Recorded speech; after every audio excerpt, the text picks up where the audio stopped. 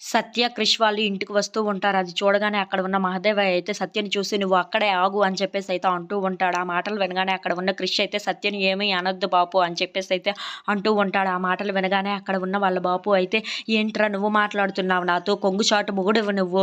నువ్వు తను ఎలా ఆడమంటే అలాగే ఆడుతున్నావు. నువ్వు కూడా వెళ్ళి ఒక చీర కట్టుకొని ఒక మూలన కూర్చో" అని చెప్పేసైతే క్రిష్‌ని తిడుతూ ఉంటాడు. ఆ మాటలు వినగానే అక్కడ ఉన్న క్రిష్ అయితే ఒక్కసారిగా షాక్ అయిపోయి ఏంటి ఇలా మాట్లాడుతున్నాడు బాపు ఇంత కోపంగా ఉన్నాడేంటి అని చెప్పేసైతే అనుకుంటూ ఉంటాడు. ఇంతలో అక్కడ ఉన్న వాళ్ళ బాపు అయితే "నీకు పార్టీ ప్రెసిడెంట్ వస్తాడని ముందే చెప్పాను. ఈ అతిథి సత్కారాలు మీరే చేయాలని కూడా చెప్పాను. కానీ మీరు ఆ మాట వినకుండా మళ్ళీ నాకు ఇలాగే చేస్తారని అస్సలు అనుకోలేదు. మీరు ఇలాంటి వాళ్ళని అస్సలు అనుకోలేదు. మీరు నాతో ఇక్కడి నుండి మాట్లాడకండి" అని చెప్పేసైతే గట్టిగా వార్నింగ్ ఇస్తూ ఉంటాడు. ఆ మాటలు వినగానే అక్కడ ఉన్న క్రిష్, సత్య వాళ్ళు అయితే ఒక్కసారిగా షాక్ అయిపోయి వాళ్ళ మామయ్య వైపు అయితే చూస్తూ ఉండిపోతారు. ఇంతలో వాళ్ళ మామయ్య వాళ్ళ అత్తయ్య వైపు చూసి "ఇక నుండి నీ చిన్న కొడుకు, నీ చిన్న కోడలు నాతో మాట్లాడడానికి కానీ, నాతో చూడడానికి నన్ను చూడడానికి కానీ ఇటు రావద్దు.